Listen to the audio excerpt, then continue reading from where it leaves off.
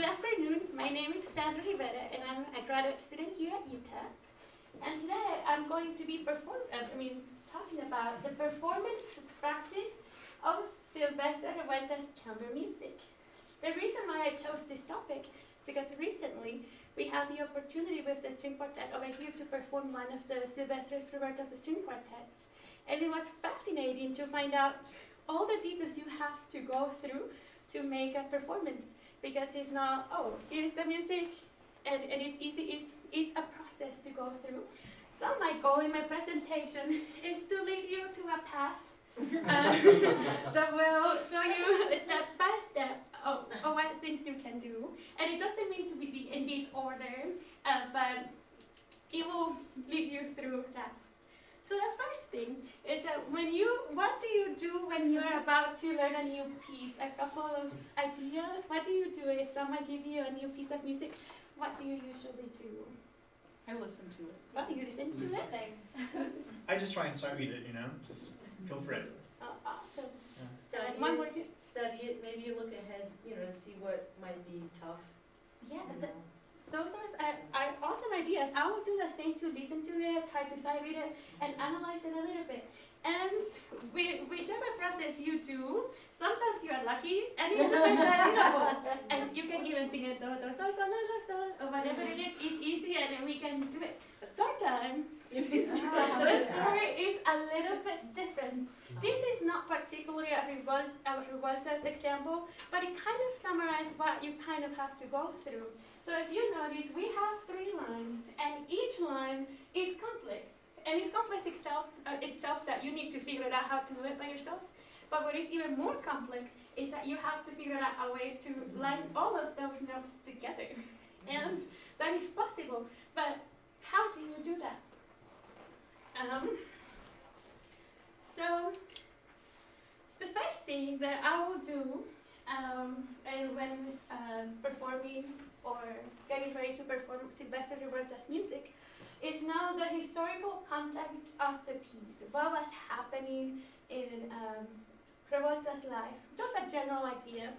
So for my paper, I'm going to touch on other pieces, but for today's presentation, I'm going to be talking about Ocho por Radio, as ocho means 8, so it's a piece for 8 performers. And the other piece that we are going to be looking at is the string quartet number 2. So I think they are contrasting enough, and that will give us a general idea. So the Ocho por Radio was composed in 1933, and the string quartet was written in 1931. So at this time, remember, Revueltas and Chavez had the idea to find nationalism in their music, or just to make it more strong in their music, to find what Mexican music sounds like. So these 2 pieces kind of show us that.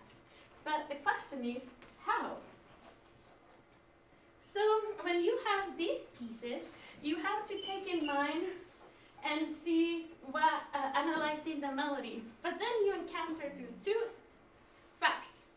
You need to ask yourself, is there a melody? If it's yes, that's awesome, that's fabulous, because that is hard to find sometimes in Revueltas music.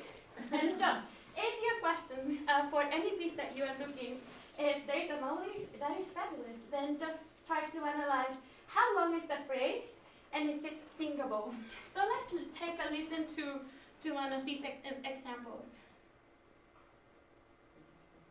So we are going to listen to Ocho por Radio first.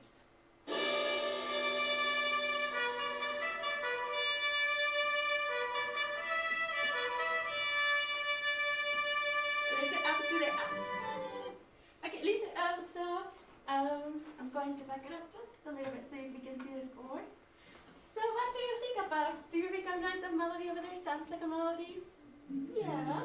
Yeah, so we are in a lucky day. We have a melody.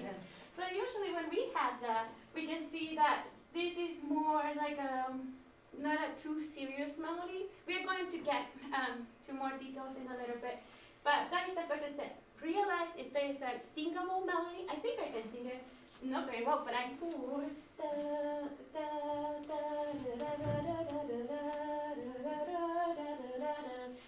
I missed that last note. But it's very singable, so it's a lucky day. Sometimes you encounter with other scenarios.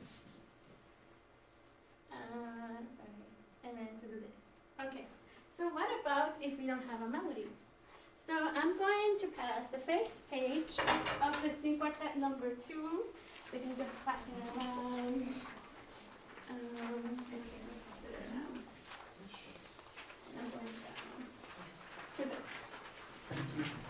So look at this is the first page of Revueltas string quartet number 2. So if you haven't played this piece, can you tell me where the melody is, or if you find some sort of pattern that you think? What do you think? Just by looking at this chord, do you see a clearly melody over there? The violin. Probably like that one, like that 2-beat, one loudly two-tay. Yes, but I think we know that because we studied it before. But do you think if you see it by the first time, you will find out the answer? Yeah. Okay. Okay. So that's good. But now let's listen to it. And let's. So for me, this is not exactly a melody, but it's more like a pattern. So let's listen to it a little bit.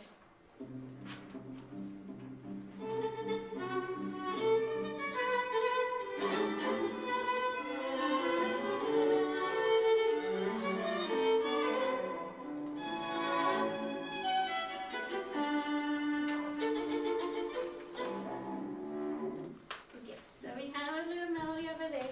So, well, I think it's a little bit subjective to say, oh yeah, this is a melody or not. Well, now I can see it as a melody, and at first I didn't see it. I see it more like a pattern. But I thought that this melody it comes back, but not that often in these quartets.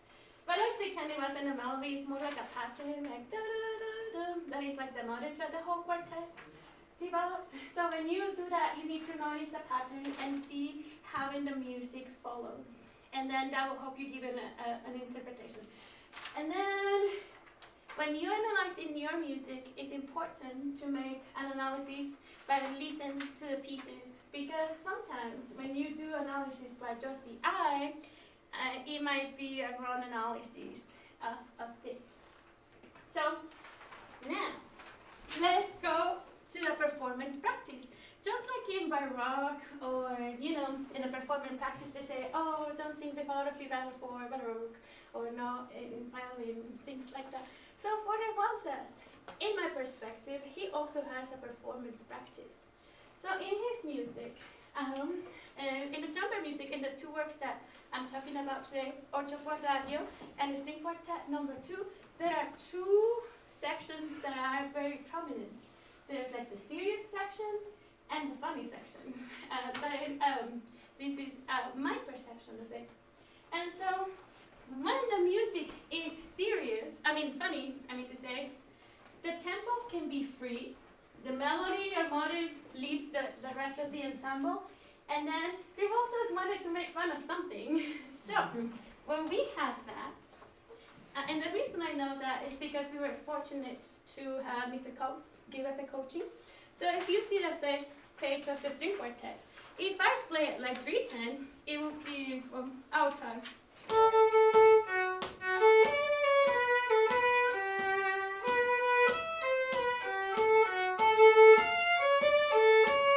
It's a very in tempo. But according to Mr. Cobbs, that is not what we do for his music. And now see, when we did our performance with our quartets, this is more or less how I play it. And tell me if you have a sense of beat, if you can find it. And if not, that's okay.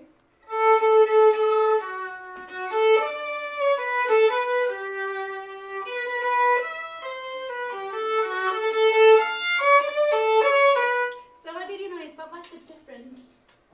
It was a little freer rhythmically. Yes, Yeah. that's correct.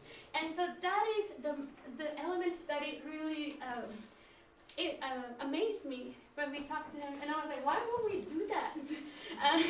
And because if you see the rest, it's not like, oh yeah, the melody is great and she will do whatever she wants, but what about the rest of the people? Because if you notice in the score, they don't have like easy places to come in, and if you change the melody, it will be really tricky to do it. But Mr. Cox is that because you remember that these motifs resemble the F word, remember that? Yes. Yeah. So he said you cannot play that.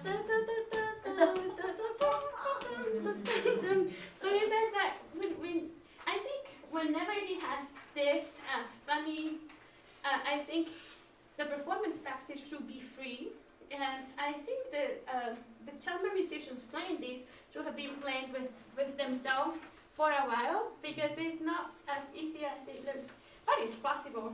And I think the quartet over here were all good friends, and it came along, and we were able to adjust to each other. But I had the easy part. I'm the one that changed everything, but they have to follow. So yes. On the other hand, when the music is serious, and we are going to see it where it happens in the music, the tempo needs to be strict, and it's more like absolute music. And you will see that in the examples that we are going to look in a little bit, that there are two sections, or sometimes that revueltas go from being serious to funny, or funny to serious. Okay. So, in the serious sections, I was trying to figure out some ways to come up with some details, what makes it serious or what makes it funny. And this is a little bit tricky to explain, but what I noticed that when it's serious, there is a lot of, it's very atonal, and it has a lot of contrasting motives, so there are a lot of things going on at the same time. So let's take a look to a serious passage of the string quartet. That is not it. Let me see. What minute? Oh yeah, 148. Just need to find it. Okay. So when you have serious statements, so it's about to start a little bit. You have a lot of motives going on at the same time, and here it comes.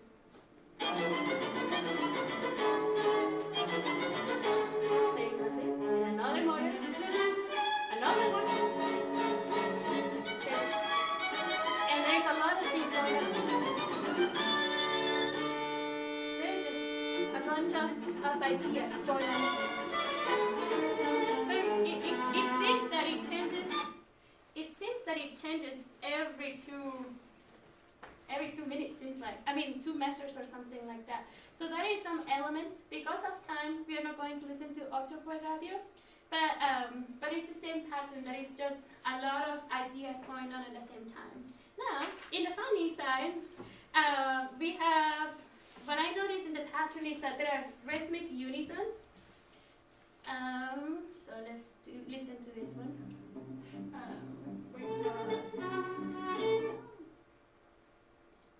Is 35. Well, since we listened to this one, let's listen to Otto Quadrado, I think, so we can have. So when it's a funny section, so it's like rhythmic unisons.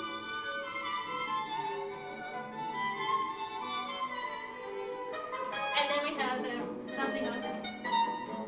So Revueltas, we will have to listen to all the movements, but he has episodes of being funny and being serious. So for the performance practice, I consider it for the funny sections, it's more free, everyone can take their time, but the rest of the members of the ensemble need to be flexible. And then, so how do we identify these sections? Look for patterns. Divide a piece by events, because sometimes Mr. Revueltas is very generous. He gives double bars to divide these sections, and then listen to recordings if they are available. And then, as I know that I came up with it, is that usually the real life motives, what I mean by real life is like, for example, when he makes sounds out of like the F word, or other things like the benders or things like that, then usually the rhythms are syncopated in the melody. Okay, and then if you follow those patterns, in other words, for funny sections being flexible with the time, and then in the serious sections being strict with time, then you have a successful Silvestre Revueltas goal. Of course, this is my perception of it. Another performers might have another ideas, but that is what I got from our coaching with the cops.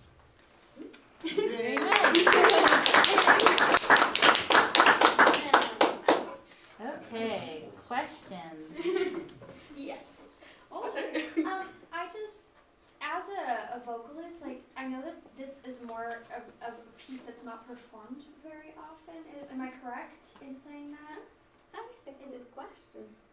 The string quartet? Yes. Yeah. I don't think Because as a vocalist, like, that's a big challenge for us, like, being that we have to pull the notes out of nowhere, it seems. It's really hard to, like, not know what a piece is supposed to sound like. So did you have any struggles with that? I know you had Mr. Cole to help, but... Yeah.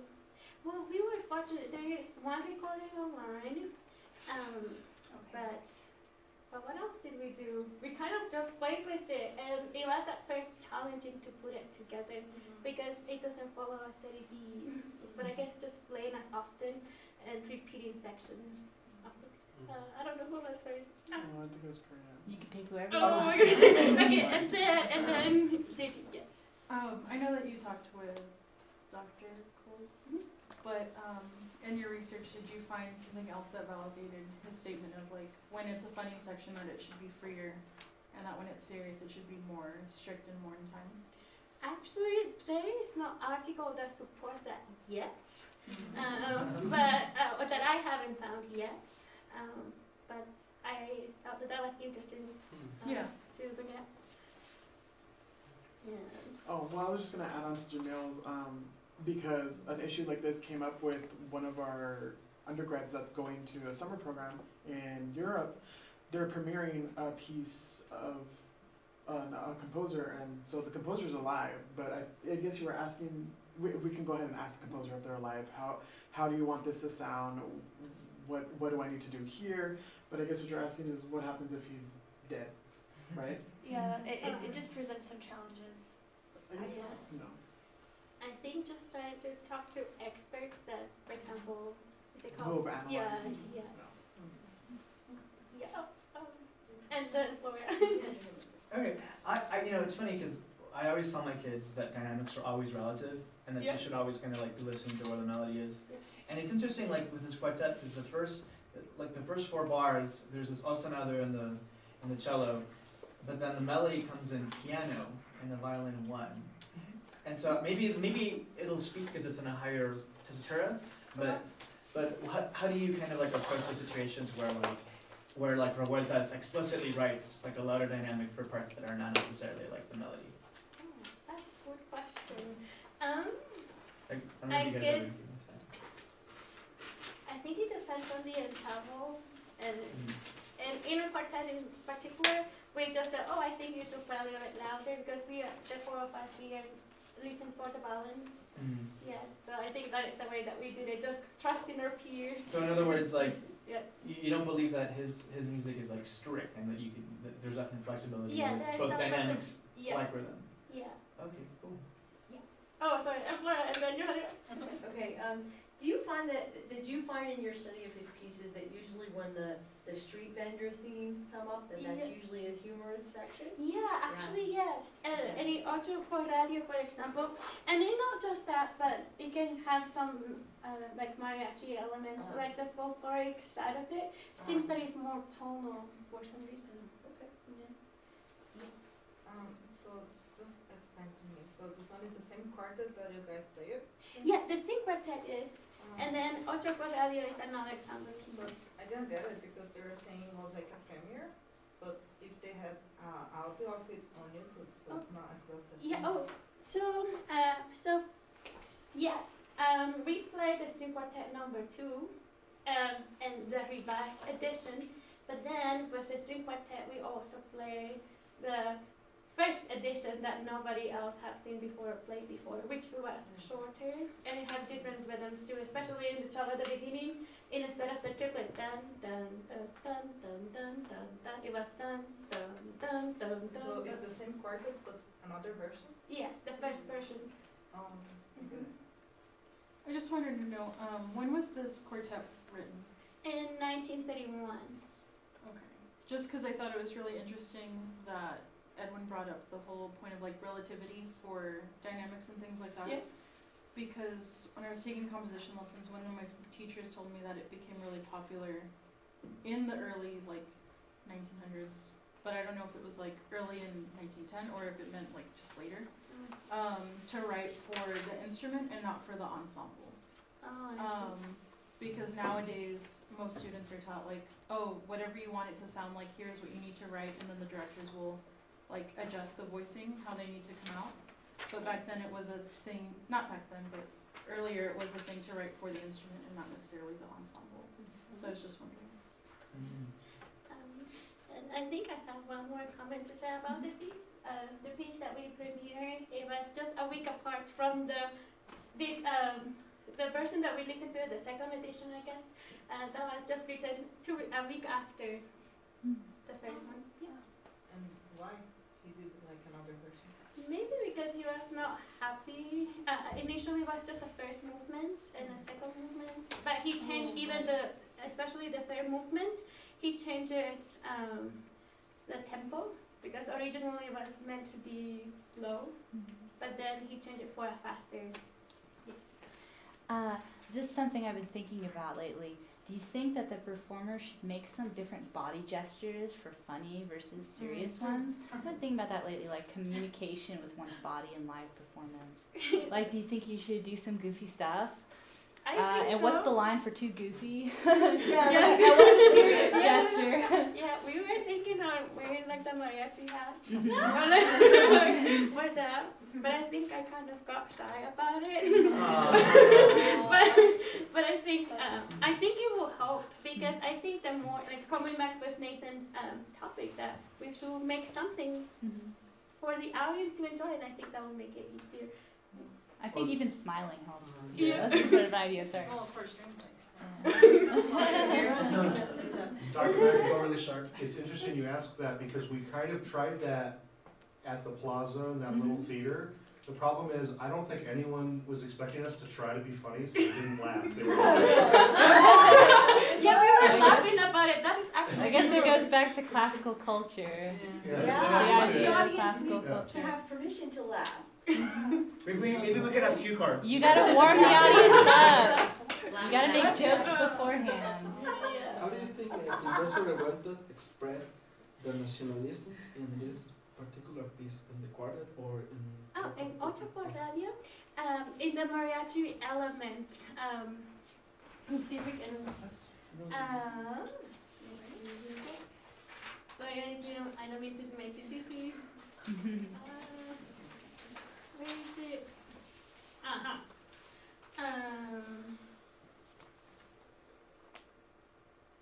So if we, sorry, I'm so bad with technology. Oh my goodness. This is supposed to make it easier, but it makes it harder. Okay, here we go. So over here, he uses mariachi elements. Oh, sorry, we missed it. Let's do it again.